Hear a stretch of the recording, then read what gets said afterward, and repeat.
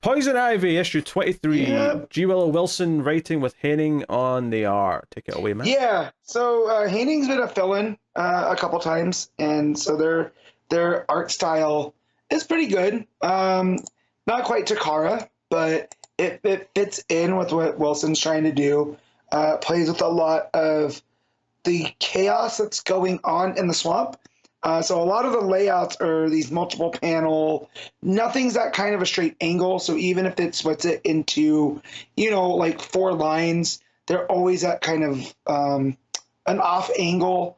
And so it adds to that chaos. But in the last issue, Pam decided that she's going to have the fungal, the mushroom zombies. What are those called? The cordyceps. None of the cordyceps zombies consume her and Floronic Man, and that'll put the end to all of this. Because Floronic Man will just keep being reborn, and this is the way. If she's also taken out, then he has no way back in. But over the course of this series, we've also known that Pam isn't, as much as she wants to be an isolated figure, because of who she is, she can't be. So for a lot of the issues building up to this, it was about how she's connected to the green.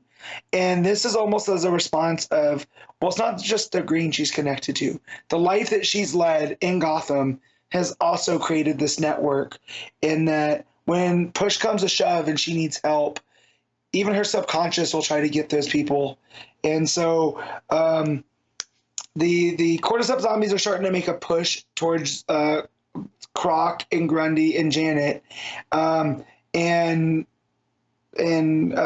Pam's looking on, helpless because she's being, pulled back into the green by all these zombies, and as she's watching them kind of envelop the shack, she hears like this loud engine sound, and it's Harley. So in the last issue, she had, before she had engaged with Floronic Man, she had kind of sent out this last kind of signal.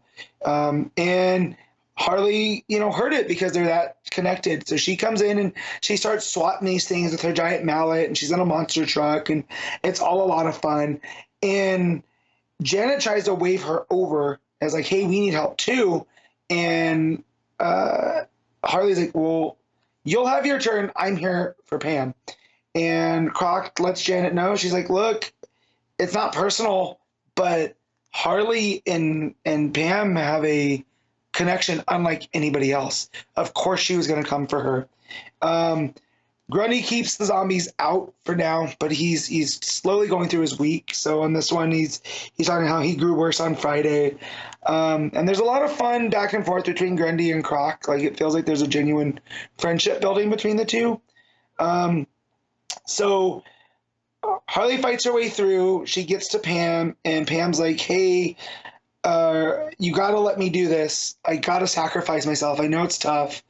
And Harley won't let her. And as she's, kind of fighting, and Pam says that she loves her, she looks up, and there's this guy in a suit with a flower face.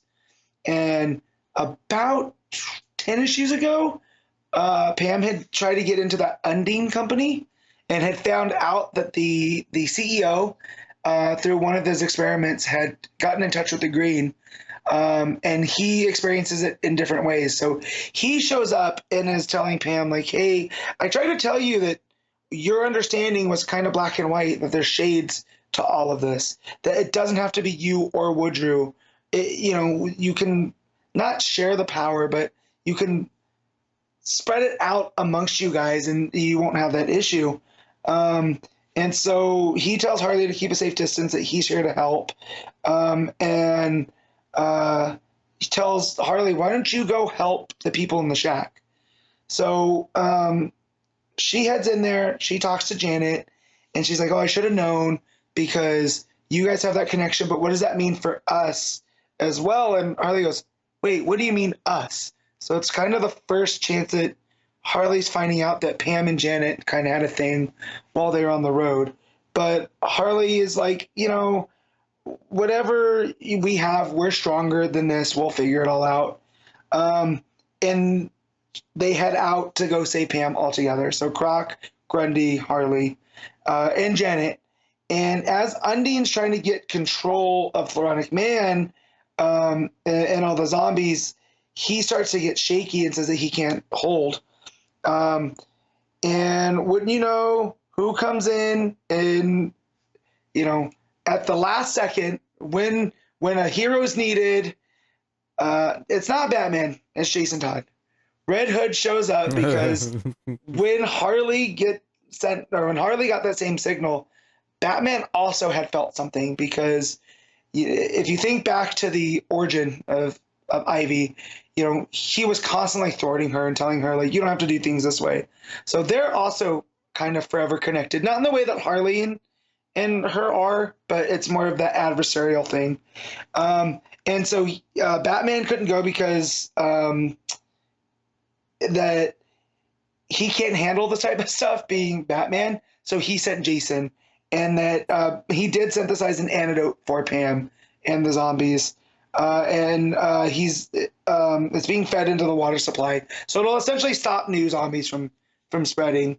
And Harley questions about this, you know, because how are we going to keep these things from repopulating? And Jason's like, oh, well, the bike that he came on has flamethrowers. Batman never stopped it, so or never took those off. So she ends up like surrounding Woodrue and Ivy and all of them in the swamp, and she ends up burning everything to the ground. And that really hurts Pam because she's still connected to all of this. And it's the fire. It's even though it's all these embers, she can still feel everything. And Harley tries to run over to Pam, but Jason stops her and says she needs to do this on her own. So essentially she goes and she eulogizes Pam, that is Woodrue, and was like, you know, here was Jason Woodrue, you know, this is where he ended, not with a bang, but with a whimper. And that, you know, she always wanted to get the last word, and this is what, you know, she's going to do. But now she has nothing to say, that, you know, she has nothing. And then she collapses. And this is where the issue ends. She collapses into Harley's arms, looking like the fire has finally killed her. So, but Pam's last words to herself are not that of sorrow, but of, you know, she goes, I'm finally free. Because Woodrue's taken care of. It seems like their connection has been severed.